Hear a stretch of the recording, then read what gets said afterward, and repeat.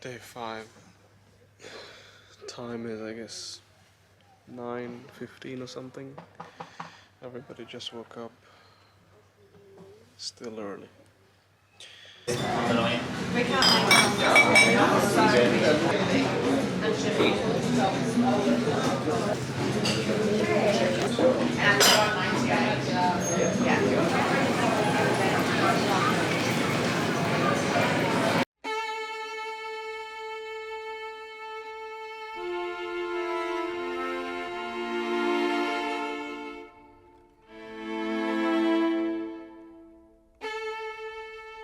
Allow me to present to you a film with bad autofocus. I kind of accepted my fate with this one, having some of my favorite footage but with bad focus. So for this video I ask of you to squint your eyes a little, perhaps you'll see something that makes you remember. I would like to have a reservation for reserve for 4 people.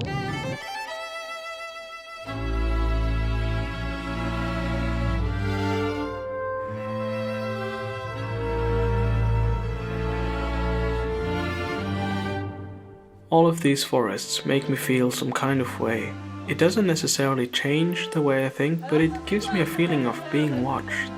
Not like in surveillance or being monitored, but more like nature is letting me consciously enter its domain. I see time through the trees and I hear sounds that probably don't change no matter what. We could hear it in the far distance as we approached.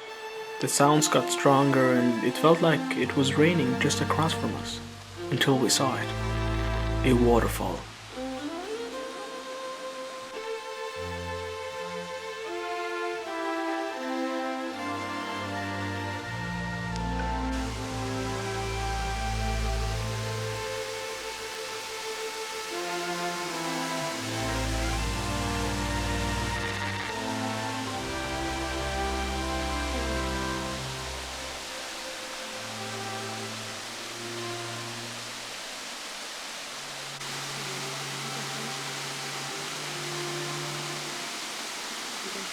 Beautiful black stones covered with moss were glittering as the water simmered down. I was curious on where the streams were and where they went. They seemed to come from all directions and then suddenly disappear down somewhere. But it's beyond me how this forest operates itself.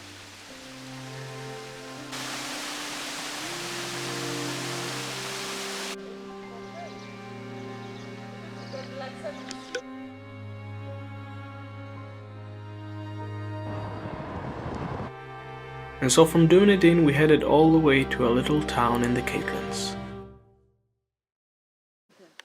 Alright. This is the place for tonight. It's a pretty nice place, camping, powered site, free Wi-Fi. Excuse the noise, I've got sand inside of my camera from yesterday. Yeah, but it's good stuff. Here we go, as I promised. This is a mono tent from Kathmandu. You first start with inserting the alloy poles on the sides. Thankfully, they're already connected, so you just need to trace them in. The short one is in the front and the long one in the back. Then you take out the 16 alloy pegs, which are used to stabilize the tent. These pegs have their own spots on each corner of the bottom layer of the tent. Only thing is, they need to be entered by force, and I don't have a hammer, but a stone will do. Once the 4 corners are in, take a good look and make sure it's stable.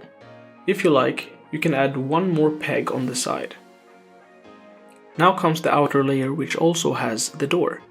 The inner layer protects against the wet ground and mosquitoes, whilst the outer layer gives shelter from winds and rain. To make it perfectly aligned, make sure to align the pegs and stretch out the outer layer further from the tent. Now it's time to decorate the inside of the tent. First comes the under layer. I bought this one because it's not too high off the ground and it's very efficient when folding and unfolding. Then for my hit or miss sleeping bag. It's made for colder weather, but it served me perfectly. Only downside is that it's massive. Last but not least is my pillow. This is not necessary, but I wanted to try it, and let me just say, worth it.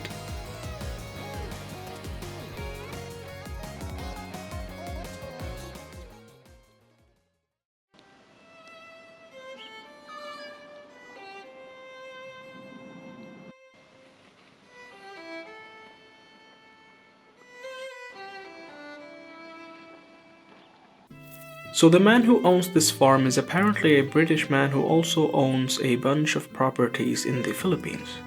He started off as an appliance repairer, fixing random things. Later he got married and had kids. Fast forward many years, he got a divorce and moved to the Philippines. He later invested in some properties and is now basically living off them. As the world developed, he thought New Zealand was a catch and bought some land here in Owaka, just behind the mountains, where he got some sheep. Before he left the Philippines, he remarried a woman from there and now has a toddler. A remarking story I thought I should share.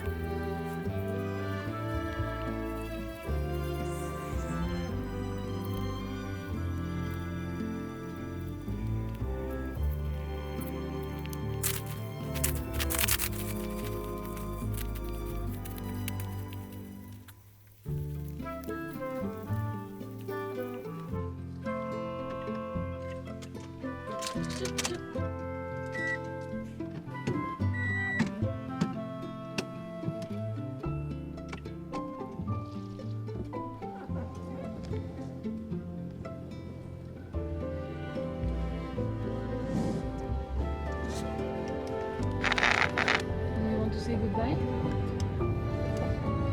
Les cookies, Ah, that's ils vont gêner, ils vont tomber. Day 6. Currently Nugget Point. And of course you can see very ugly face. Oh, it's a hike.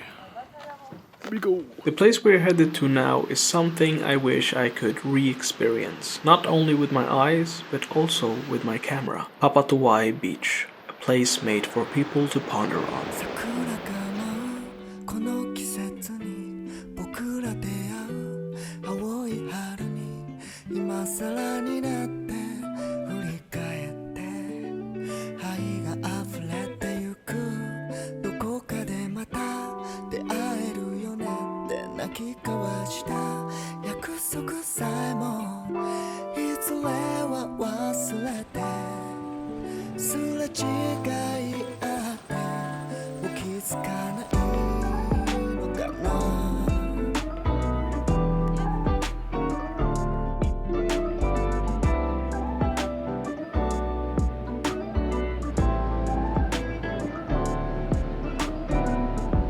初めはたわいもない会話にいちいちドキドキしていたりとりあえずは愛想笑い猫かぶりなんかしてたのにいつの間にか心は溶け合うそして生活の一部となれ真夜中寝落ちするまで降臨寝ぼけまなこでそうけど Après, ils vont finir bouffés. 終わりなんて You ever think of the most southern part of the world? Not me either. This is not it, but it's certainly close to it. Currently, the most southern part of the South Island feels weird. It's like you're in the end of the world, down south. Strange.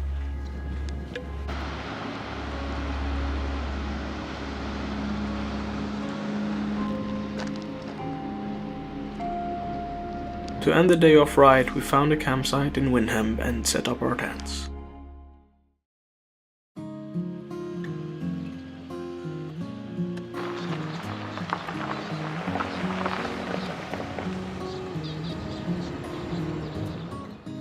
And so a new day rose as we woke up early, to only end up on the road again, this time from Windham all the way to Fjordland Park.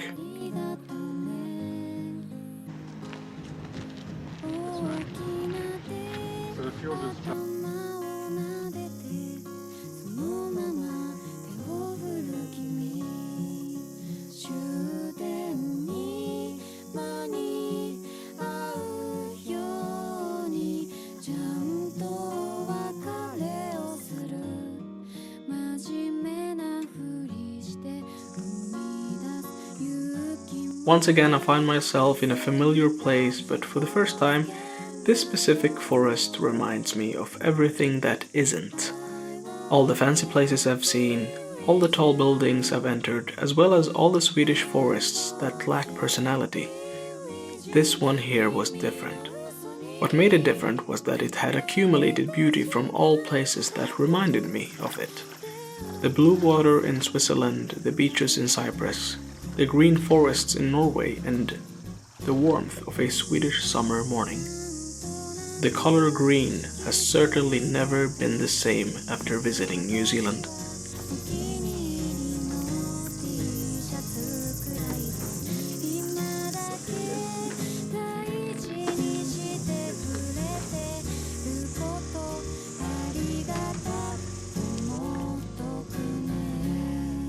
This trip has been eye-opening for so many different reasons, but mostly because I was alone. Or should I say, I felt alone. At the end of the day, I was traveling with strangers, people who are more close to each other than me, more similar, and they spoke the same language. But I realized it was only for my benefit, that I didn't understand their language or point of view. It freed my mind from thinking of anything else but myself, which was so relaxing. Don't get me wrong, I enjoyed their company, but I loved that I didn't have to think. The only time I thought was when I was mesmerized by the beauty of nature. And that's all the thinking I wish I could do over and over again.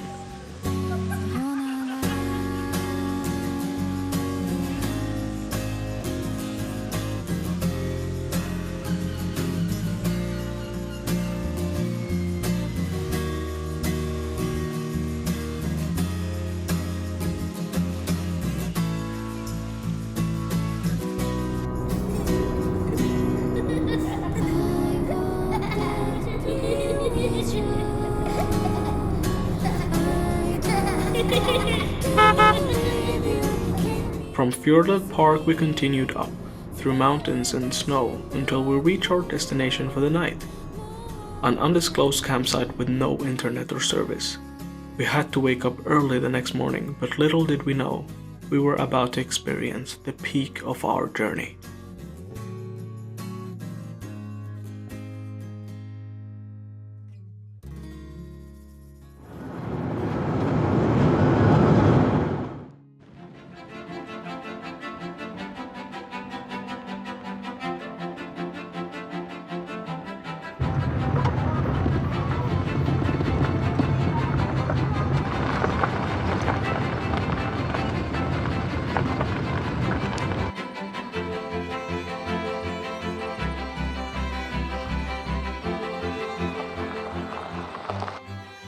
On the next episode of our road trip with strangers.